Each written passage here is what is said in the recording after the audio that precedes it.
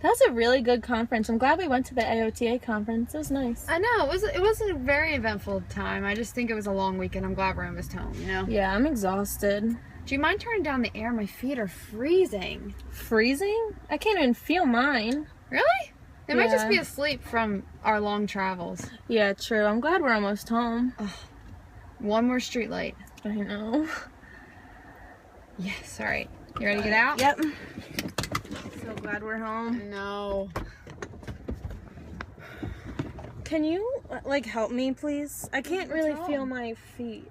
Your feet, are they still asleep from... I don't know. In high school, I had Guillain-Barré, and they kind of feel, like, paralyzed, sort of. But it's just from, like, my feet down. Okay, so why don't I out on the other side and help you into the house? Okay, thanks.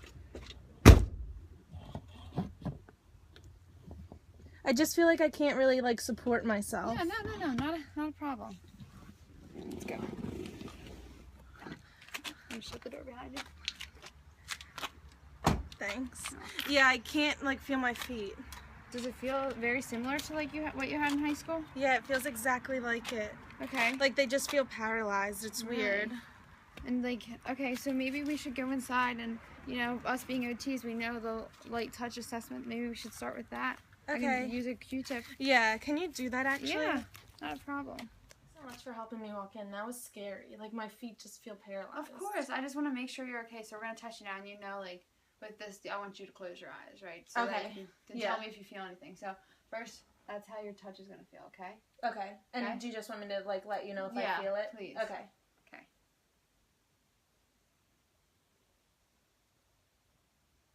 Have you started yet? Yeah, just let me know if you're feeling anything. I can't feel anything. Okay, let me try your other leg. You have touched it? Yes. Oh. Other leg. Try to put both legs up on me, please. Okay. There we go. Are you feeling anything, Becky? I can't feel anything. Why don't we call Terry and see what she thinks about this? Okay, sounds Okay. good. We'll do that. Okay. Hi, Terry. I'm just calling because I have a question for you. So Becky she said she lost sensation in her feet, so I did the light touch assessment on her, and yeah, she has no sensation. I was wondering what you think we should do with this. Wait, you did the light touch assessment and she can't feel anything? Yeah, she has no sensation. Okay, I would definitely take her to the ER. Alright, thanks, Terry. You're a big help. Yeah, no problem. Becky? That's me. Hi, how are you today? What can I do for you?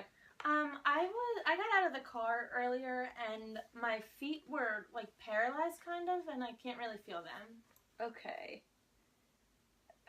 Let's see. I'm just going to give you an IV for now because it doesn't look like you're going to be staying the night. No, wait, but I had Guillain-Barré in high school and it kind of feels the same, so I'd really like to see a neurologist before I go home. Well, you're a college student, right? Were you doing drugs, drinking? No, I was at a conference for occupational therapy. I wasn't doing anything. I just can't feel my feet. Okay. Could I please see a neurologist? Yeah, let me go check on that. Okay, thank you. Hey, Becky. How are you feeling today? I'm good. I'm exhausted. Yesterday was a long day. What'd they do after your parents got here and I left? It was so nice my parents came. Thanks again for taking me yesterday. Of course. They did a whole bunch of tests. They tested my reflexes. They did muscle strength tests. Some sensory tests. They did a lot. Sensory tests. They also did an MRI. Okay.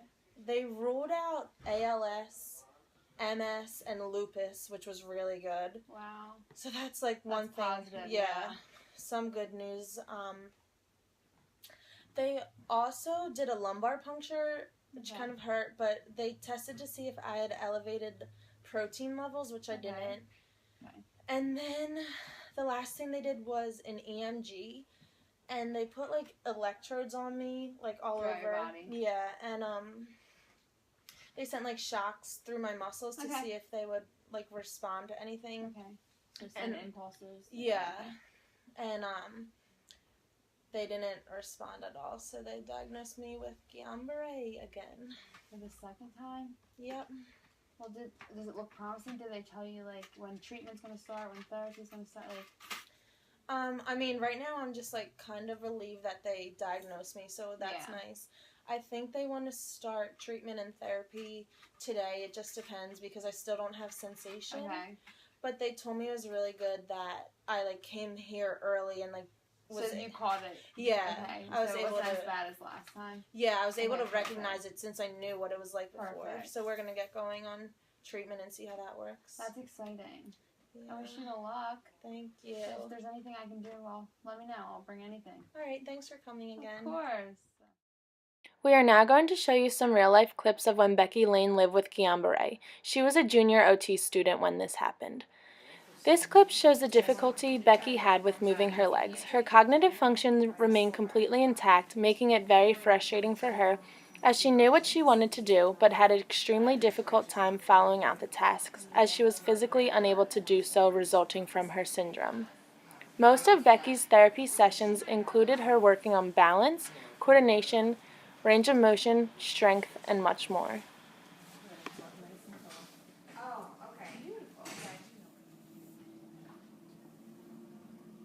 The cushion shown in the next clip helps challenge Becky while trying to maintain balance while standing. Becky enjoyed working on her ADLs as they were important to her. During this therapy session, you can see Becky was trying to crawl up the incline wedge. Look closely to see Becky overcompensate with her hips due to the weakness in her body. Becky...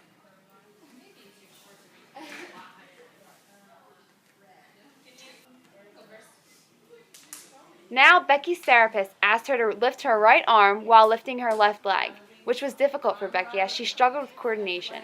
She experienced trouble with this task due to the dysfunction of her motor movement.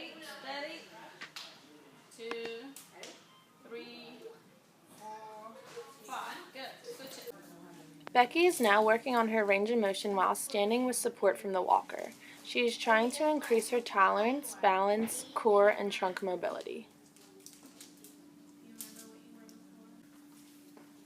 Since Becky lacks sensation in her feet, she tends to look down at her feet to see where they are in space while walking.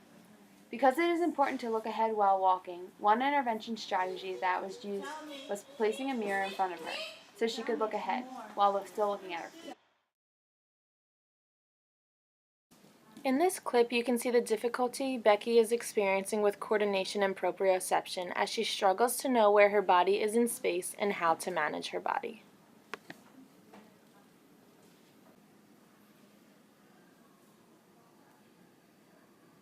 This intervention really focuses on core and trunk stability because that is the key component to walk around independently.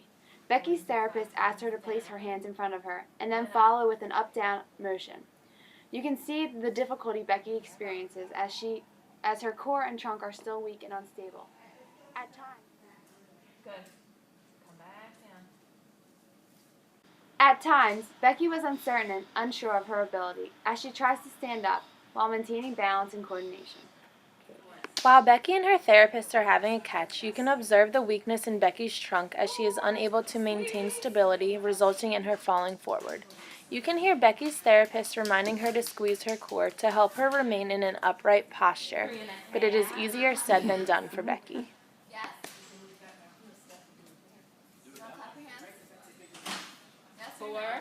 Becky was using her arm strength to help pull herself along.